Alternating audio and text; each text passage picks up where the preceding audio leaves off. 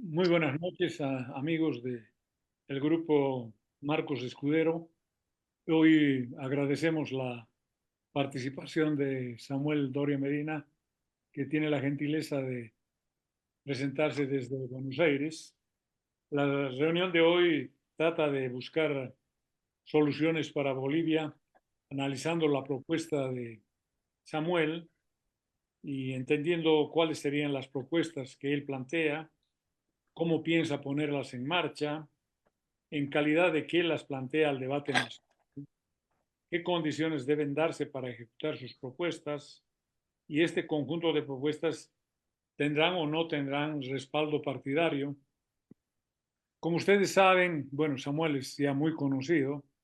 Samuel Doloya Medina, nacido en La Paz, tiene 66 años. En resumen, Samuel es un empresario muy conocido, tiene formación en finanzas públicas en la London School of Economics, eh, trabaja mucho en proyectos de emprendimiento, tiene inversiones en varios negocios como Green Tower en Santa Cruz, la Burger King, Hotel Tajivos, en otros negocios gastronómicos.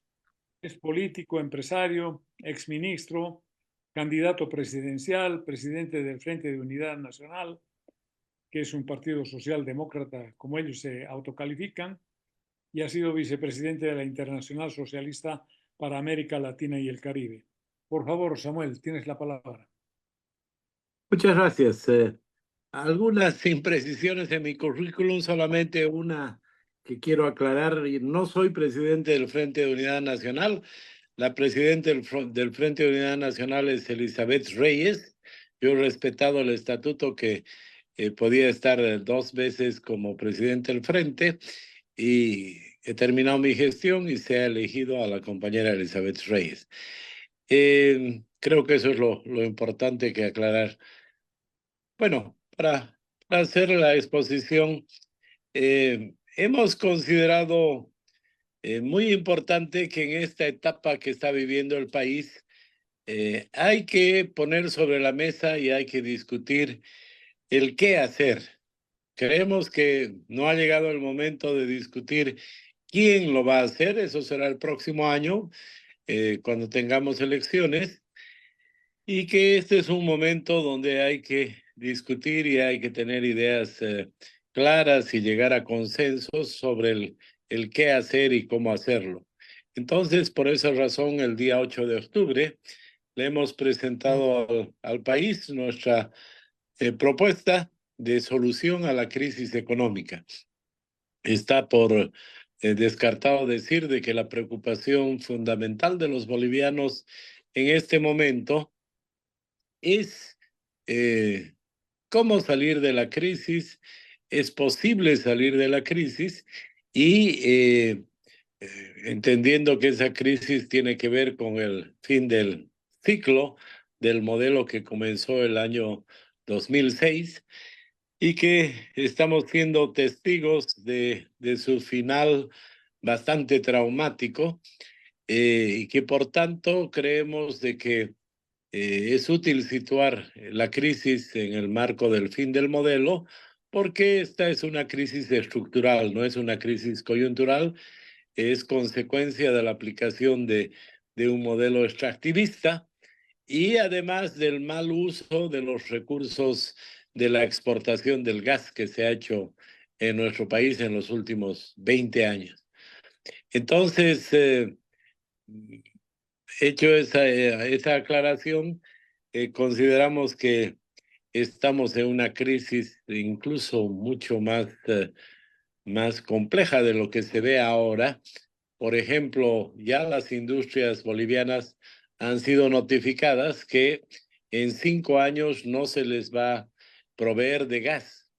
Es decir, la industria boliviana no va a recibir gas a partir del año 2029, porque el país no va a contar con ese gas, lo cual significa de que toda la producción industrial del país va a tener un duro impacto. Ya hay varias industrias que están viendo la opción de importar gas de vaca muerta de la Argentina, suponiendo que el gasoducto va a revertirse. pero obviamente ese gas va a tener un costo mucho mayor que el costo del gas que se tiene en este momento en Bolivia. Por otra parte, también vamos a enfrentar varios otros problemas como consecuencia de la crisis ambiental que ha estado viviendo el país en los últimos años con la quema de bosques. Los expertos en la materia anticipan que cuando van desapareciendo grandes extensiones de bosques, la consecuencia inmediata es la disminución de las lluvias. Entonces, se anticipa que en el oriente de nuestro país, además de la falta de gas, de la falta de dólares, va a empezar una falta de agua, lo cual realmente complica toda la crisis que estamos viviendo. Entonces, debido a todos esos elementos, nosotros hemos planteado el documento este de soluciones que está destinado a inicialmente resolver los problemas más acuciantes, como es la falta de dólares, el incremento en los precios que estamos sufriendo en Bolivia. Y para ello hemos planteado algunos principios fundamentales, obviamente teniendo en cuenta que a estas etapas o a esta etapa, a este momento de la situación nacional, considerando que hay una elección el próximo año, no se puede entrar a discutir el detalle. No hay que olvidarse de que Vargas Llosa cometió el error de discutir el detalle de una propuesta de reordenamiento de la economía peruana en su momento, en los años 80, mientras que apareció un candidato que no entró nunca en detalle y después cuando llegó al gobierno hizo exactamente lo que planteaba Vargas Llosa, pero que creo que queda como una enseñanza de que una cosa distinta es la propuesta en un periodo preelectoral del plan de gobierno. Entonces, obviamente, economistas de mucha talla y a los cuales yo respeto, como Juan Antonio Morales, me criticaba y planteaba de que yo debería ser más preciso y llamar a las instituciones por su nombre, que no debería hablar de organismos internacionales, sino debería decir el Fondo Monetario Internacional. Pero hago esta aclaración por por esa enseñanza que se tuvo en Latinoamérica, de que hay que ser cuidadoso, no hay que mentir, no hay que decir que se va a hacer otra cosa, pero hay que ser cuidadoso en ese sentido. Entonces, nosotros hemos planteado de que el problema de la falta de dólares, el problema del déficit fiscal, se tiene que resolver rápidamente en un próximo gobierno. Y hemos planteado de que es un problema que se puede resolver en un plazo de 100 días. Esa propuesta ha levantado polvo, pero nosotros hemos sostenido y sostenemos que la principal causa de todos los problemas tiene que ver con el déficit. El déficit fiscal. Hace 10 años que sostenemos déficits fiscales muy elevados y que este año ya sobrepasan el 10%. Entonces, en esa dirección hemos planteado de que se va a aplicar un principio fundamental de que se acaban los déficits, de que nadie gasta más de lo que tiene en las entidades públicas.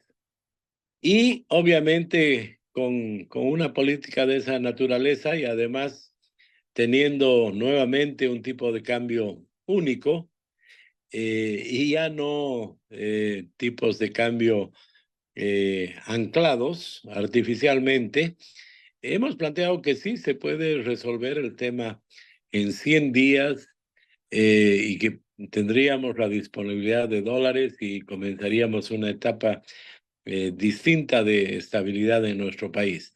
Creo que es bueno mencionar de que en el caso de la Argentina, el actual presidente Milei planteaba una serie de correcciones y a los pocos días de recibir el gobierno, aplicó medidas que lograron que él entró en diciembre, aplicó medidas en el mismo diciembre, y ya el mes de enero de este año ya no tenía un déficit, sino tenía un superávit. Menciono esto porque, curiosamente, el expresidente Macri de la Argentina entró con bastante apoyo, pero no tomó medidas de manera inmediata.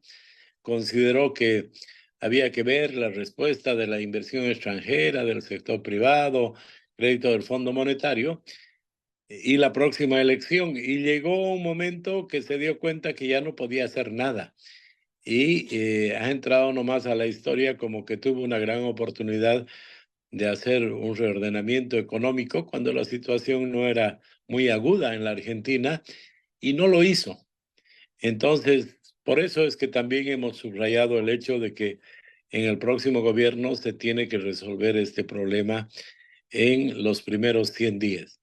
Y reitero, el origen de todos los problemas es el exceso de gasto, el déficit fiscal, y por ello planteamos de que se acaban los déficits, nadie gasta más de lo que tiene, y obviamente eso significa otro principio fundamental que planteamos, que tiene que haber una administración económica racional, ya no las locuras que tenemos en este momento, donde el Banco Central de Bolivia se ha vuelto la caja chica del gobierno y se tiene unos préstamos a las empresas públicas que ni siquiera tienen para pagar sueldos, que no generan ingresos ni siquiera para sus gastos mínimos, y el crédito del Banco Central a las empresas públicas, el último dato que se conoce al 31 de diciembre del 2023, alcanza a los 46.000 millones de bolivianos que el Banco Central de Bolivia les ha prestado a las empresas públicas y que obviamente no tienen ni siquiera la capacidad para pagarle los intereses de esa deuda y que por lo tanto peor sucede con el capital. Entonces, está claro de que eso se tendrá que acabar. Habrá que evaluar cada una de las instituciones, habrá que evaluar cerca de la veintena de ministerios que se tiene para ver cuáles se quedan, cuáles no se quedan. Y lo mismo con las empresas públicas. Habrá que evaluar en qué situación están. Hay muchas de esas empresas que no van a tener otra solución que su cierre, ya que han generado pérdidas desde que han nacido y hay casos donde ya van a llegar a los 10 años, como el ingenio azucarero de San Buenaventura, que solamente genera pérdidas y más pérdidas que tienen que ser pagadas por todos los bolivianos. Entonces, creo que el tema fundamental de la falta de dólares, de la situación económica compleja que tenemos, inflación creciente, se resolverá dejando de lado los déficits fiscales, con una administración racional, con un tipo de cambio único y un tipo de cambio que no esté anclado artificialmente. Dicho esto, nosotros en las soluciones planteamos de que el cambio estructural que se daría en el próximo gobierno respecto al modelo económico, obligado por las circunstancias y por la oportunidad que tenemos, no va a haber recursos del gas para sostener al erario nacional y para generar divisas. Inclusive si el yacimiento de Mayaya en el norte de La Paz resulta tan positivo como los cálculos más optimistas, va a necesitarse por lo menos 5 a 6 años y una gran inversión millonaria para que se produzca gas. Y lo mismo con el tema del litio, El tema del litio ha resultado una estafa para los bolivianos, se ha gastado más de $1.000 millones, se ha cambiado de tecnología a medio camino y claramente tampoco el país va a tener ingresos importantes en los próximos 5 años. Entonces, la gran pregunta que viene es ¿de qué va a vivir el país? Y ahí la propuesta de soluciones plantea de que se acabará la etapa de las empresas públicas, ya no se destinarán los excedentes a generar más empresas públicas y que la locomotora de la inversión y el crecimiento de la economía serán los emprendedores. Es decir, el fomento y el impulso de nuevas unidades de producción, y ahí planteamos una meta muy clara de lograr 1 millón de nuevos emprendimientos en los próximos 5 años.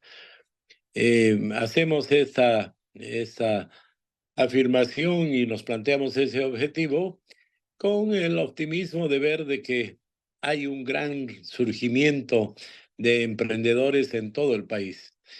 Y si no pueden surgir y no hay más emprendedores, es por los obstáculos que le pone el Estado y por el crowding out que se genera en el crédito y en toda la actividad estatal. Creemos que hay que tener un cambio radical de mentalidad para olvidarnos de las empresas estatales como motor del crecimiento y dar un impulso desde el Estado, desde las universidades, desde los municipios, desde la sociedad a los emprendedores.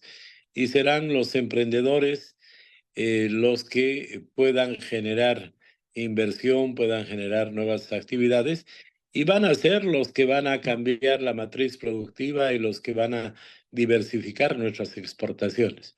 Yo vengo trabajando más de 10 años con emprendedores en todo el país y he visto cómo esfuerzos o proyectos que eran un embrión de una empresa se han convertido en plazos no muy largos en empresas medianas y en empresas grandes, por lo cual no es una quimera lo que estamos proponiendo, sino es fruto de un esfuerzo y de un trabajo de muchos años que sí funciona. En segundo lugar, creemos de que hay que estar conscientes de que los ingresos de divisas, ya decíamos, no van a venir ni del gas ni del litio, entonces tendremos que darle un fuerte impulso a la actividad del turismo. Hay varios estudios que ha hecho la Mesa de Turismo en nuestro país que muestran que sin aumentar la capacidad instalada actual, se puede triplicar la llegada de turistas y el ingreso de divisas de esta actividad. El año pasado han entrado cerca de 1 millón de turistas al país y han dejado $1.000 millones. Estos estudios que se han hecho por diversos puntos de vista sostienen que se puede llegar a tener un ingreso de divisas de $3.000 millones y de 3 millones de turistas en poco tiempo si se hacen correcciones importantes, tanto desde el punto de vista del Estado como de conjunto de los estados en nuestro continente, ¿no?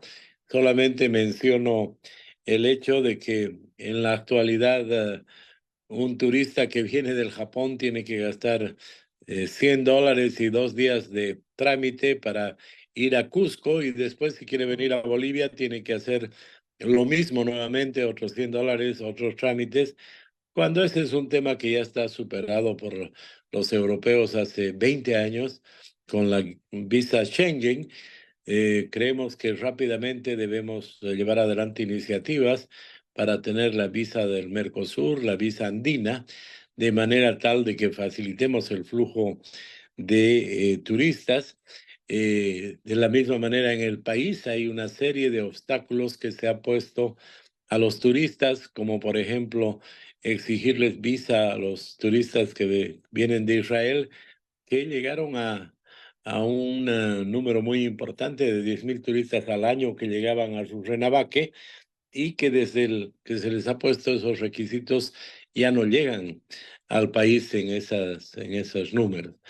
Eh, por otra parte, también se necesita mejorar la accesibilidad de los turistas. No hay vuelos suficientes. Por ejemplo, podría haber un intercambio muy interesante de turistas que llegan de Cusco, que van hacia el Salar de Uyuni, Sucre Potosí, y que puedan ir también al circuito de Tarija, al circuito de los vinos, de la misma manera que los turistas argentinos que llegan hacia Tarija puedan pasar hacia el Salar de Uyuni, a Potosí, Chuquisaca. Pero en la actualidad hay un solo vuelo semanal entre Tarija y Sucre, lo cual obviamente se convierte en un óbice, en un obstáculo a ese flujo. Y así podría hablar mucho tiempo de pequeños cambios que se pueden hacer para mejorar ese flujo de turistas. Por ejemplo, en Uyuni, que es el lugar que más turistas recibe, 2.500 turistas por día en la época alta, no ha logrado hasta ahora resolver el tema del recojo de basura. Entonces, si uno va a Uyuni en la tarde, la basura se bota en las calles, se generan montañas de basura y tampoco ha logrado resolver el problema del alcantarillado en el siglo XXI. Son temas que tienen que ver con una inversión pública de pequeña magnitud que podían generar un cambio muy importante en esas regiones turísticas. Entonces, los emprendedores como locomotora del motor, el turismo como una actividad que puede generar divisas en un plazo relativamente corto, y la agricultura. La agricultura, como todos sabemos, en este momento tiene un obstáculo muy importante con el uso de semillas mejoradas tecnológicamente que no puede utilizar, lo cual hace, eh, incluso desde el punto de vista del medio ambiente, que se necesiten mayores extensiones de tierra para poder cultivar la misma cantidad de producto que tienen en los países vecinos que sí utilizan semillas tecnológicamente mejoradas.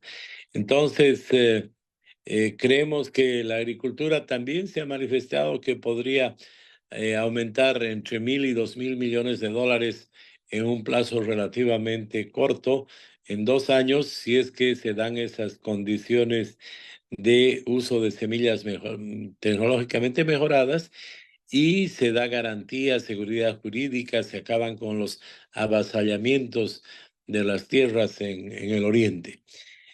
Y también creemos de que hay que impulsar y apoyar una serie de iniciativas de tecnología. Hay empresas en Cochabamba, en Santa Cruz, que están exportando ya algunas centenas de millones de dólares haciendo software. Y creemos que es importante que se pueda ver la forma de impulsar esas actividades.